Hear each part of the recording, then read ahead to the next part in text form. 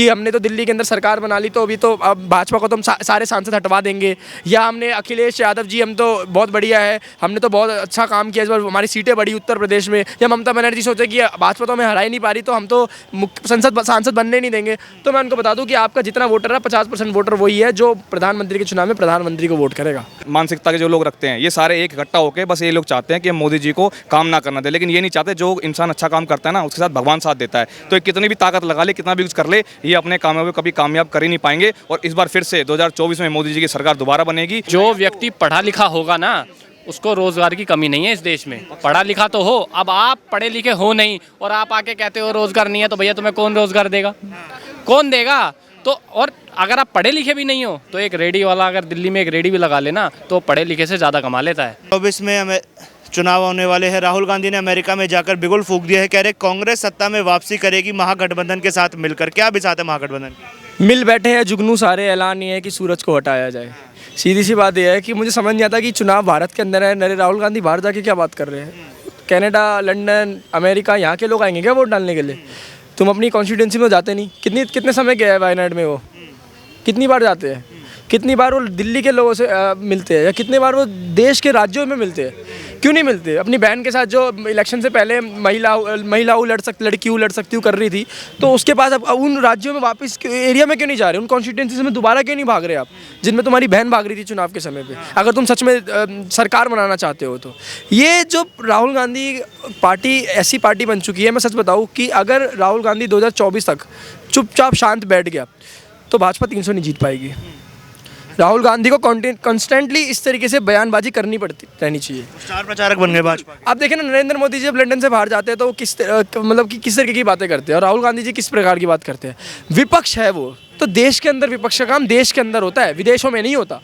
तो देखो, कहने की बात मैं आपको बता दूं कि जितने भी ये लोग अरविंद केजरीवाल जैसे या अलग अलग राज्यों के जो लोग हैं, जो मुख्यमंत्री है या पूर्व मुख्यमंत्री है, जो ये सोचते हैं कि हमने तो दिल्ली के अंदर सरकार बना ली तो अभी तो अब भाजपा को तो हम सारे सांसद हटवा देंगे, या हमने अखिलेश यादव जी हम तो बहुत बढ़िया है, हमने तो बहुत अच्छा काम किया, इस बार हमारी सीटें बढ़ी उत्तर प्रदेश में, या ममता बनर्जी सोचे कि भाजपा तो हमें हरा ही नहीं पा रही तो हम तो सांसद बनने नहीं देंगे। तो मैं उनको बता दूँ कि आपका जितना वोटर है 50% वोटर वही है जो प्रधानमंत्री के चुनाव में प्रधानमंत्री को वोट करेगा। कर देंगे उनके वोटर। क्या करेंगे? अरविंद केजरीवाल को क्या लगता है कि दिल्ली की जो जनता है वो सारी उनके कब्जे में है? नहीं, दिल्ली की जनता से आज भी पूछ लो कि वो कहती है कि हमें मुख्यमंत्री चाहिए केजरीवाल और प्रधानमंत्री चाहिए नरेंद्र मोदी।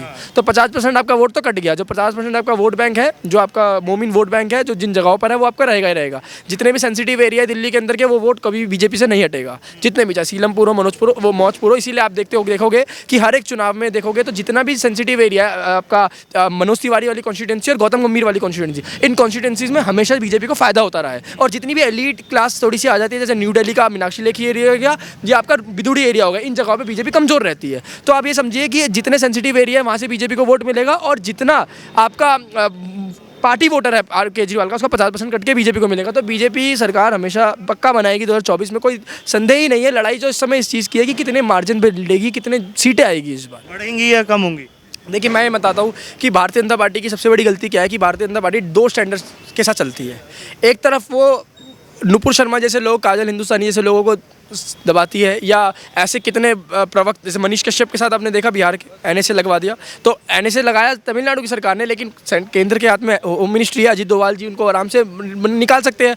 तो अब ऐसे राष्ट्रवादी के समर्थन नहीं करते हो, बचाते नहीं हो, क्योंकि आप ये कहते हो कि हम जो है, नड्डा जी क्या कहते हैं कि भगवान भाजपा भगवा नहीं है, ऐसे बयान करते हो। और दूसरी जगह पुष्कर सिंह धामी जैसे खुले में मजार तोड़वाने के बाद वीडियोज़ बना के अपने सोशल मीडिया पर डालते हैं कि हमने मजार तोड़ी, हमने ये किया। पुष्कर सिंह धामी आपका इलीगल मजार तोड़ी, उसका मतलब वो किया आपने, ठीक है। और हिंदुत्व की काफ़ी बातें करते रहते हो। और आपका शिवराज चौहान का भी देखो, योगी जी को देखो, असम के हिमंता बिस्वा का देखो। तो आप दो स्टैंडर्ड पे चल रहे हो। देखो, आपको समझना पड़ेगा कि जब देश का माइनॉरिटी प्रधानमंत्री आवास योजना से आपके घर लेने के बावजूद भी आपको वोट नहीं दे रहा है, छत मिलने के बाद भी वोट नहीं दे रहा है, तो आप उसको पैसों से भी तर दोगे ना, पैसा भर भी दोगे उसे, घर पे उसे मुँह में पैसा डाल दोगे ना, तो भी वो आपको वोट नहीं देगा। तो जब आपको कॉन्सेप्ट समझ आ रहा है तो उसके बावजूद भी आप लगे पड़े हो पोलराइज करने में, तो इसी चक्कर में क्या होता है कि जो आपका कैडर वोट है, जो आपका कल्ट वोट है, वो कम होता है। क्योंकि कल्ट वोट वो कल्ट वोट क्यों वो बीजेपी को पसंद कर रहा है? क्योंकि वो नजर आता है कि भाई एक पार्टी है जो खुलकर ब्लंटली एक चीज़ों को एड्रेस कर रही है और हमारी जो मांग है उनको पूरा कर रही है। अगर आप वही पार्टी जो है वो लग जाएगी हज यात्रा करवाने में, या वही पार्टी लग जाएगी ये करेंगे वो करेंगे, तो बेकार हो रहा है। आपका जो कैडर वोट है वो भी खत्म हो रहा है। बहुत बहुत धन्यवाद। राहुल गांधी अमेरिकी धरती पर जाकर ये बात बोल रहे हैं कि इस बार सत्ता में वापसी करेंगे और महागठबंधन के साथ मिलकर करेंगे। किस तरीके से देखते हैं स्टेटमेंट? यार मेरे को एक चीज़ बताओ, सारे चोर फिर इकट्ठे हो रहे हैं।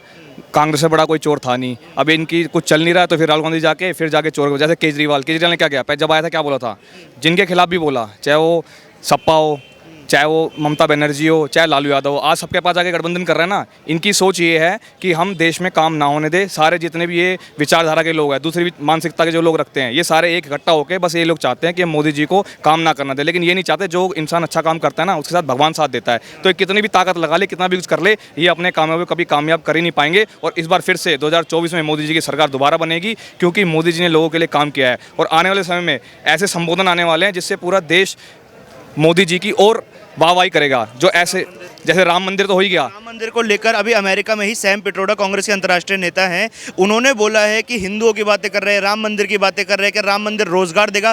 पहले भगवान राम को काल्पनिक बताना, अब राम मंदिर का विरोध करना, ये कौन से वोट बैंक को साधने की कोशिश है? यार मुझे एक चीज़ बताओ, आज राम मंदिर बन रहा है तो वहाँ पे कितने लाखों लोग वहाँ पे रोजगार मिल रहा है। आज वहाँ पे राम मंदिर बना, वहाँ दुकानें बनेंगी और कितने जो वर्कर हैं वो भी तो काम कर रहे हैं ना, वो इंसान नहीं है क्या उनको काम नहीं मिल रहा? तो ये राम मंदिर जब बनेगा, तो अभी राम मंदिर बनने से पहले जब लोगों को रोजगार मिल रहा है, सोचो, कल्पना करो, जब राम मंदिर बन जाएगा तो उसके बाद कितने करोड़ लोगों को काम मिलेगा। वहाँ लोग जाएंगे, श्रद्धालु लोग, करोड़ों की भीड़ में श्रद्धालु जाएंगे, तो वहाँ जो रोजगार है, जो दुकानें होंगी। और सबसे मैं एक चीज़ बताऊँ, वहाँ पर जो काम करने वाले ज़्यादा मुसलमान हैं, ये बात आप भी जानते हो, तो क्या उनको रोजगार नहीं मिल रहा? तो ये तो कहने वाली बात है, ये क्या कथित वाली बात है। जब कोई इंसान अच्छा काम करता है तो उसके खिलाफ हमेशा यही लोग आगे आके उठ के आके यही विरोधी करना जानते हैं और कुछ नहीं करना जानते। स्थिति खराब हो रखी है, जो 1980 में दलितों का हाल था वो मुसलमानों का हो रहा है, ऐसा राहुल गांधी बोल रहे हैं अमेरिका जाकर। मुझे तो ऐसा कहीं नहीं लगता। आप किसी वहाँ यूपी में मुसलमान की जाकर बात करेंगे, वो तो यही कहेगा हाँ मोदी जी ने हमारे लिए कुछ किया है। तो मुझे तो नहीं लगता कि ऐसे उनको दलित और प्रताड़ित किया जा रहा है। और कितने आपके क्या हमारे उसमें मंत्रालय में नहीं है, वो काम नहीं कर रहे। तो मोदी जी ऐसे कुछ नहीं, मोदी जी की विचारधारा में आप यूपी जाके देखो, कितने लोग, महिलाएं वहाँ की, मैं मुसलमान भाइयों की बात कर रहा हूँ, मुसलमान भाइयों और बहनों की बात कर रहा हूँ, जो मोदी जी के पक्ष में मोदी जी को वोट डालते हैं। 9 साल बेहाल या बेमिसाल? बेमिसाल, 9 साल हमेशा बेमिसाल। 9 साल हो गए, सरकार किस तरीके से देखते हैं, बेहाल या बेमिसाल? देखिए 9 साल बेमिसाल। 2014 में जो भारतीय इकोनॉमी की स्थिति धरातल पे जा रही थी, आज मोदी जी ने अपने 9 साल के कार्यकाल में उसको आकाश की ऊंचाइयों तक पहुंचा दिया है। रोजगार नहीं मिल रहा है, चीज़ें इतनी महंगी हो गई है, देश में लोगों का जीना मुश्किल हो गया है। देखिए अगर आप हमारे देश से दूसरे देश को कंपैरिजन करेंगे, और आप दूसरे देश को छोड़ दीजिए, आप 2014 से पहले कंपैरिजन करके देख लीजिए। 2014 से जब आप पहले का कंपैरिजन करेंगे तो आप पाएंगे महंगाई पहले क्या थी और अब क्या थी। ये सिर्फ और सिर्फ, और जहाँ तक रही रोज़गार की बात, मैं आपको श्योर करता हूँ कि जो व्यक्ति पढ़ा लिखा होगा ना, उसको रोज़गार की कमी नहीं है इस देश में। पढ़ा लिखा तो हो, अब आप पढ़े लिखे हो नहीं और आप आके कहते हो रोज़गार नहीं है, तो भैया तुम्हें कौन रोज़गार देगा? कौन देगा? तो और अगर आप पढ़े लिखे भी नहीं हो तो एक रेडी वाला अगर दिल्ली में एक रेडी भी लगा लेना तो पढ़े लिखे से ज़्यादा कमा लेता है। रोज़गार करने की इच्छा होनी चाहिए।